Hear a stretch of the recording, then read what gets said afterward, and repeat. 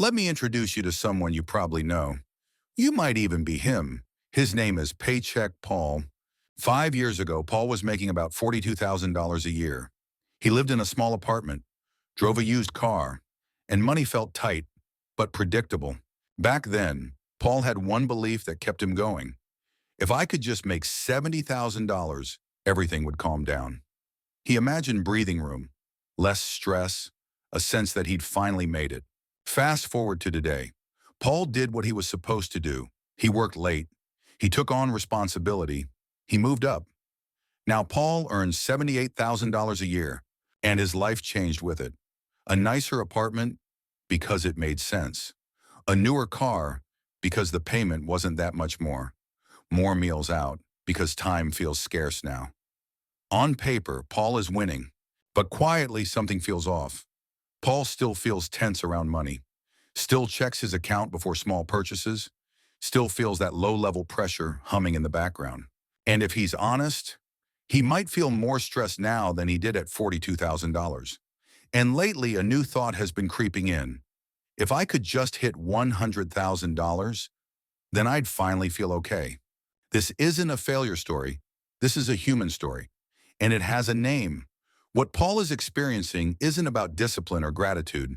It's not laziness. And it's not a lack of ambition. It's something psychologists call hedonic adaptation. In simple terms, your brain is designed to get used to improvements.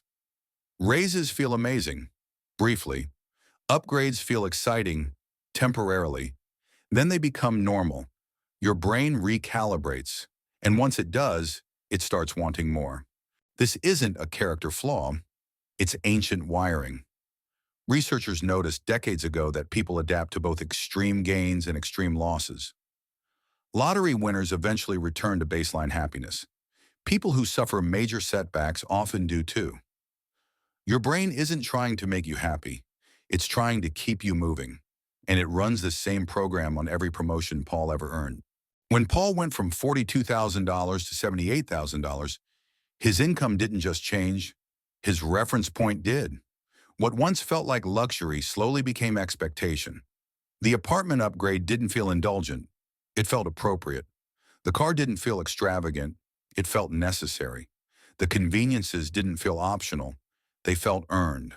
None of these decisions were reckless, they were normal. And that's the problem. Because while Paul's income rose, his life expanded to meet it, quietly, automatically, without discussion. This is how lifestyle inflation works, not in big splurges, but in small, reasonable steps. Until suddenly, Paul has less flexibility than before. Let's slow this down. At $60,000, Paul took home roughly $3,900 a month after taxes. His essentials came to about $2,400. That left around $1,500.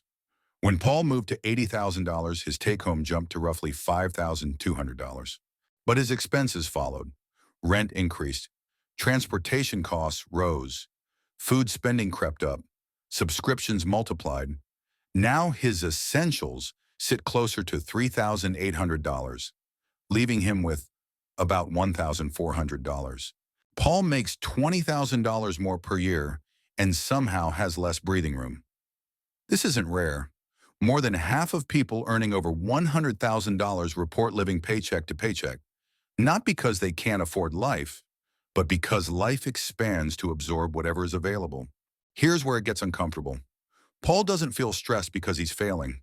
He feels stressed because his expectations change faster than his awareness.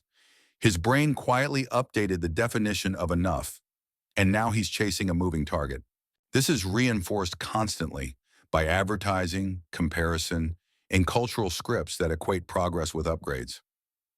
Paul looks around and assumes everyone else is handling it better, but most people are running the same race, on the same treadmill, convinced the finish line is just one raise away.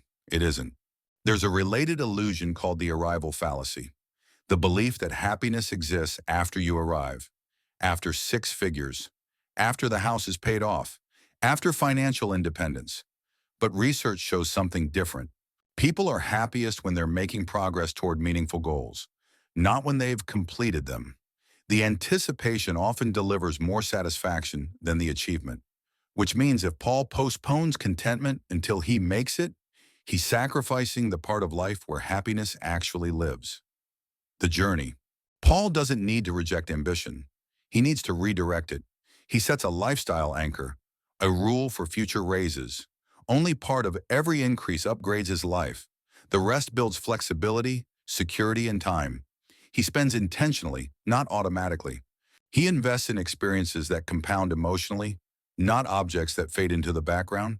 And most importantly, Paul starts optimizing for time, not just money. Every dollar he doesn't spend buying status buys him a little more freedom. That's how the treadmill slows. Paycheck Paul isn't broken. He isn't lazy. And he isn't behind. He's human, running ancient software in a modern world designed to keep him running. But awareness changes the game. Because enough isn't a feeling your brain hands you. It's a decision you make. And the moment Paul stops chasing the next number, he finally starts moving forward. Not faster, but freer. Paul didn't need more money. He needed clarity. This was Paycheck Paul. And this is how money really works.